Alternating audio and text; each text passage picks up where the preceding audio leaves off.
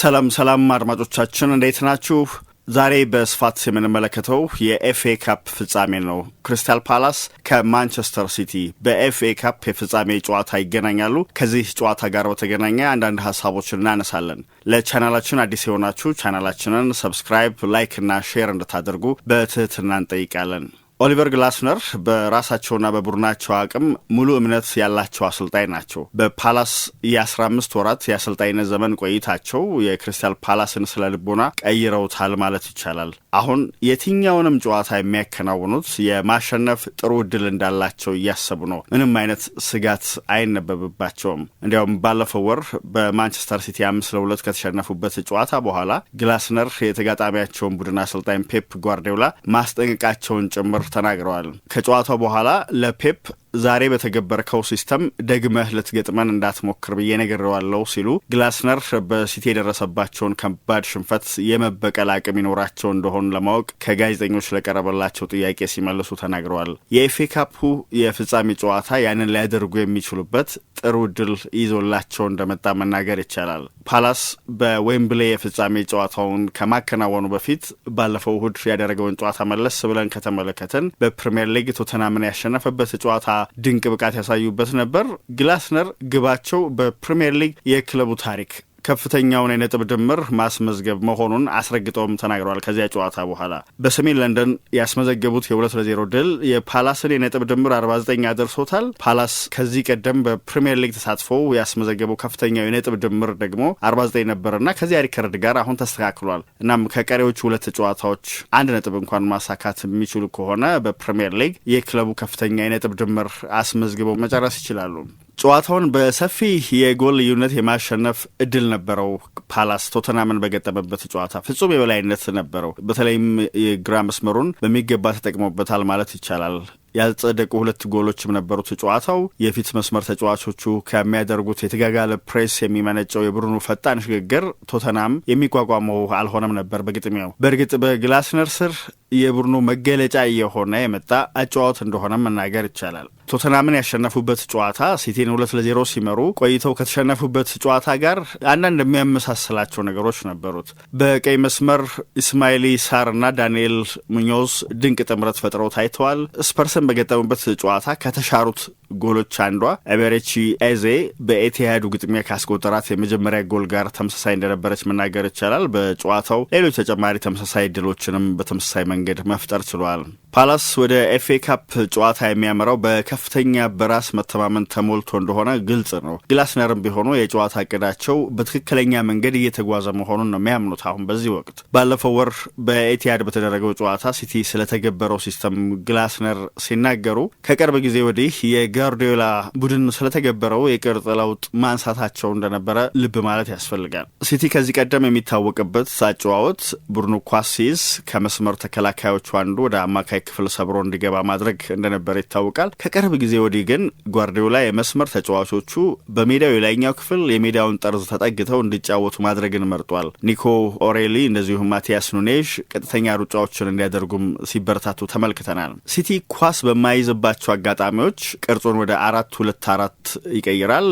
በኤቲሃዱ ጨዋታ ፓላስ ዊንግ ባኮቹን ተጠቅሞ የሜዳውን የጎንዮሽ ስፋት በአግባቡ ሲጠቀም ተመልክተናል። ስለዚህ በተመሳሳይ መንገድ ሲቲ የሚጫወት ከሆነ ፓላስ በድጋሚ አደጋ ሊፈጠር የሚችልበት እድል የሰፋ ነው። ፓላስ ረዘም ላለ ጊዜ ኳስ ይዞ ሲቆይ ሙኞዝና ታይሪክ ሚሼል ወደ ሜዳው የላይኛው ክፍል ገፍተው በመሄድ 5 የኋላ ተጫዋቾች የሚይዘው የመከላከል ቅርጽ ተለውጦ ቡድኑ 3-2-5 ቅርጽ ያለው የማጥቃት መዋቅር እንዲይዝ ያደርጋሉና ይሄኛው ለተጋጣሚ አስቸጋሪ የሚሆን አቀራረባቸው ነው። በእርግጥ የሲቲ ተጫዋቾች እንቅስቃሴና ጥራት በየትኛውም ቡድን ላይ ችግር የመፍጠር አቅም አለው። በዚያ ላይ የተጋጣሚ ቡድን አማካዮች ወደ ኋላ መለስ ብለው ከጥልቅ ቦታ ጨዋታው ላይ ተጽዕኖ ለማሳረፍ ሲሞክሩ ፓላስ የተለመደ የመከላከል ቅርጹን ጠብቆ ለመጫወት ሲቸገር የታየባቸው አጋጣሚዎች ስላሉ ሲቲ ዛሬ ይሄንን ሊተገብረው ይችላል። ከሲቲ ጋር ሌላ 90 ደቂቃ በዌምብሌ ማከናወን የቡድኑ ተጫዋቾች የቦታ አያያዝ እንደዚሁም ትኩረት ሰብስቦ የመከላከል አቅም የሚፈተንበት እንደሚሆን ይጠበቃል። ሆኖም ፓላስ የሚተገብረው ሲስተም ጥቅጥቅ ያለ ቅርጹን ጠብቆ የሜዳውን ስፋት መጠቀም የሚያስችለው ስለሆነ ችግሩን ለመቅረፍ እድል ይኖረዋል ተብሎ ይታሰባል። ጓርዲዮላ በአንድ ታክቲካዊ አማራጭ ላይ ብቻ የሙጥኝ ብሎ የሚቆይ አሰልጣኝ አለመሆኑ ግን ይታወቃል።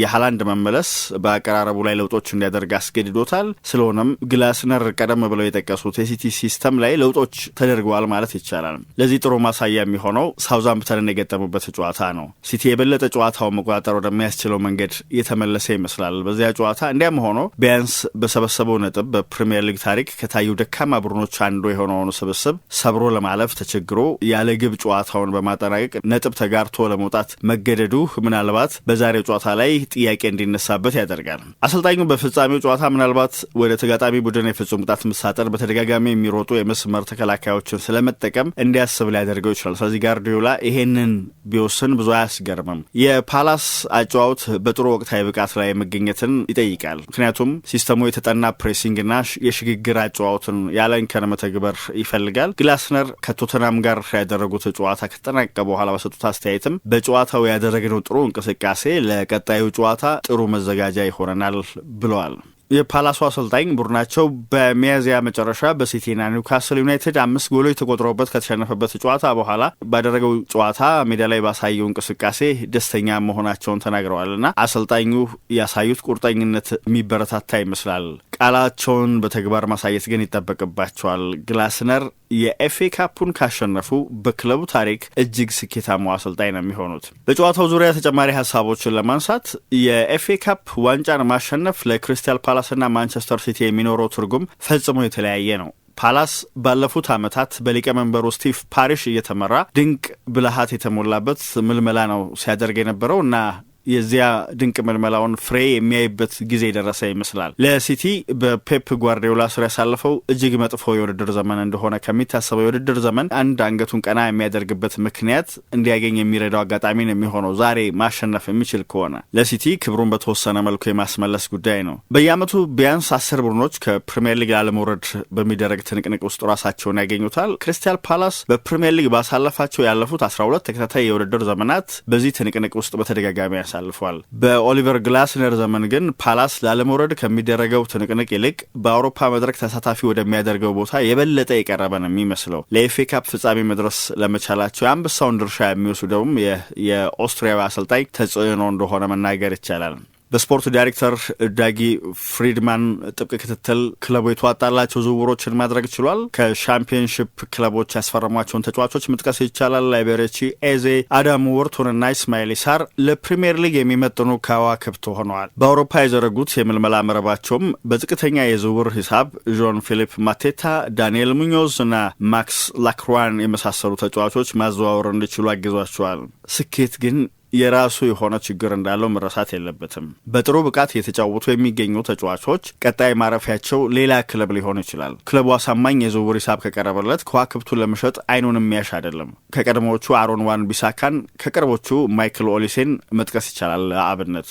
ፓላስ የሚፈልገውን አይነት የዝውውር ሂሳብ ማቅረብ ከሚችሉ ክለቦች አንዱ የፍጻሜ ተጋጣሚያቸው ማንቸስተር ሲቲ እንደሆነ ይታወቃል። ኤዜና ዋርቶን ስማቸው ከማንቸስተር ሲቲ ጋር ተያይዞ የተነሳ የፓላስ ተጫዋቾችም ናቸው። ግን ከዚያ በፊት በዛሬው ጨዋታ ላይ ተጽዕኖ እንዲያሳርፉ ይጠበቃል። ፓላስ በፍጻሜው ቢሸነፍ ብዙም አያስገርምም። ሲቲ ቢሸነፍ ግን ጥያቄ ያስነሳል። የሲቲ ቀዳሚው ግብ በቀጣዩ የውድድር ዘመን በቻምፒየንስ ሊግ ተሳታፊ የሚያደርገውን ውጤት ይዞ ማጠናቀቅ ቢሆንም በሁለት ተከታታይ የኤፍኤ ካፕ የፍጻሜ ጨዋታ ሽንፈት ማስተናገድ ግን ለጓርዲዮላና ተጫዋቾቹ ቅስም የሚሰብር አጋጣሚ ነው የሚሆነው። ቦርነመዝና ፉላምን በሚገጥሙባቸው የውድድር ዘመኑ የመጨረሻ 2 ጨዋታዎች ላይ ተጽዕኖ ሊያሳርፍባቸውም ይችላል የዛሬው ጨዋታ ውጤት በጎ ካልሆነ።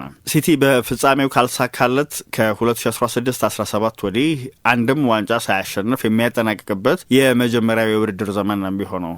ያኛው የውድድር ዘመን ጓርዲዮላ ገና ቡድኑን የተረከበበት እንደነበር ይታወሳል። የአጋጣሚ ስፔናዊው በስካሁን አሰልጣኝነት ዘመኑ ጉዞው ያለ ዋንጫ ያሳለፈው ብቸኛ የውድድር ዘመንም ነበር። የሲቲ ሰሞንኛ ብቃት መሻሻል ማሳየቱ ማይካድ ሀቅ ነው። በሁሉም ውድድሮች ባደረጋቸው ያለፉት 5 ተከታታይ ጨዋታዎች ሽንፈት አላስተናገደም። አሳሳቢው ነገር ግን ቡድኑ በዚህ የውድድር ዘመን የታዩበት አብዛኞቹ ችግሮች ሳውዛምፕተንን በገጠመበት ጨዋታ በድጋሚ ታይተው የነበረ መሆኑ ነው። ከፕሪሚየር ሊግ መውረዱን ዋንጫውን ያረጋገጠውን ቡድን ማሸነፍ አለመቻሉ ብቻ ሳይሆን ጎል ማስቆጠር አለመቻሉ ብዙዎች ጥያቄ እንዲያነሱ አድርጓል። ፓላስ በሚያዚያ በሁለት ጨዋታዎች 10 ጎሎች ከተቆጠሩበት አጋጣሚ በኋላ ራሱን አስተካክሎ ብቅ ብሏል። ባለፉት 5 ጨዋታዎች አልተሸነፈም። በዚያ ላይ በእነዚህ 5 ጨዋታዎች የተገናኘው ቦርነመዝ፣ አርሰናል፣ አስቶን ቪላ፣ ኖቲንጋምና ስፐርስን ከመሳሰሉ ቡድኖች ጋር የነበረ መሆኑ ጉዞውን የተዋጣለት ያደርገዋል። ሁለቱ ክለቦች በኤፍኤ ካፕ የተራራቀ የስኬት ታሪክ ነው ያላቸው።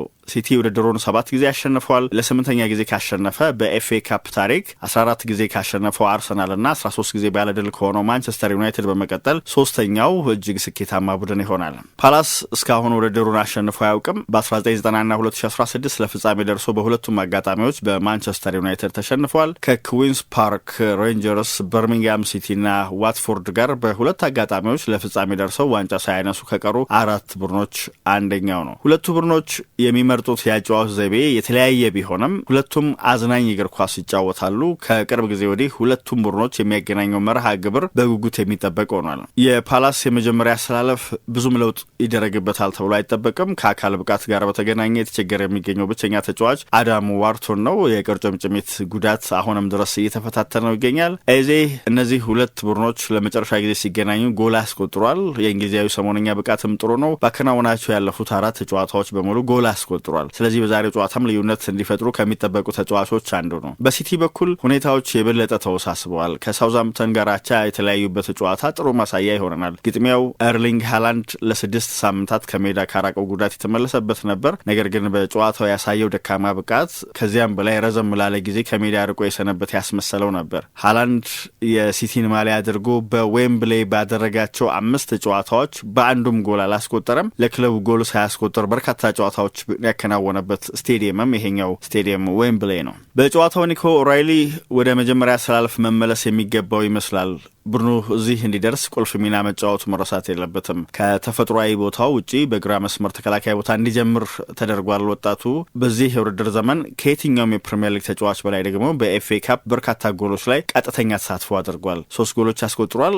2 ጎል የሆኑ ኳሶች አመቻችቶ አቀብሏል። በውድድር ዘመኑ ከሲቲ የሚለያየው ኬቨን ደብሩይነ ከዚህ ቀደም በተሳተፈባቸው 3 የኤፍኤ ካፕ ፍጻሜ ጨዋታዎች በ4 ጎሎች ላይ ቀጥተኛ ተሳትፎ አድርጓል። ይህኛው አጋጣሚ ተወዳዳሪ በሌለው አስተዋጽኦ ላይ ተጨማሪ ስኬት የሚደረብበት ሊሆን ይችላል። ቤልጂየማዊ ከሲቲ ጋር 14 ትልልቅ ዋንጫዎችን ያሸነፈው ይህኛው በዚያ ቁጥር ላይ ተጨማሪ ስኬት የሚጨምርበት የመጨረሻ አጋጣሚ ይሆናል። የእርስ በርስ ግንኙነታቸውን ለማንሳት ሁለቱ ቡድኖች በኤፍኤ ካፕ የተገናኙባቸውን የመጨረሻ 3 ጨዋታዎች ማንቸስተር ሲቲ 18-4 በሆነ ድምር ውጤት ነው ያሸነፈው። ለመጨረሻ ጊዜ በኤፍኤ ካፕ የተገናኙት ግን በ2016-17 የውድድር ዘመን በአራተኛ ዙር ጨዋታ ነበር። በሴልኸርስት ፓርክ የተደረገው ይህንን ጨዋታም ሲቲ 3-0 ያሸነፈበት ነበር። ሲቲ በጥቅምት 2021 በፕሪሚየር ሊግ በፓላስ 2-0 ከተሸነፈበት ጨዋታ በኋላ በሁሉም ውድድሮች ከክሪስታል ፓላስ ጋር ባደረጋቸው የመጨረሻዎቹ 7 ጨዋታዎች ሽንፈት አላስተናገደም። 4ቱን አሸንፎ ቀሪዎቹ በአቻ ውጤት ተጠናቀዋል። ሁለቱ ቡድኖች ለመጨረሻ ጊዜ ባደረጉት ጨዋታ ሲቲ 2-0 ሲመራ ቢቆይም በመጨረሻ 5-2 አሸንፏል። ሁለቱ ቡድኖች እርስ በርስ ባደረጓቸው ያለፉት 4 ጨዋታዎች እያንዳንዳቸው 2 እና ከዚያ በላይ ጎሎችን አስቆጥረዋል። 2 የፕሪሚየር ሊግ ክለቦች እርስ በርስ ባደረጉት 5 ተከታታይ ጨዋታ ሁለቱም ክለቦች በየጨዋታው 2 እና ከዚያ በላይ ጎሎች ያስቆጠሩት በ1975 እና 1977 ደርቢ ካውንቲና ኒውካስል ዩናይትድ ባደረጓቸው ጨዋታዎች እንደነበር ይታወሳል። አሁን የፓላስና የሲቲ ጨዋታ ያንን የመድገም እድል አለው። ስለ አሸናፊነት ቅድሚያ ግምት ካነሳን በኦፕታ ሱፐር ኮምፒውተር ትንበያ ሲቲ የአሸናፊነት ቅድሚያ ግምት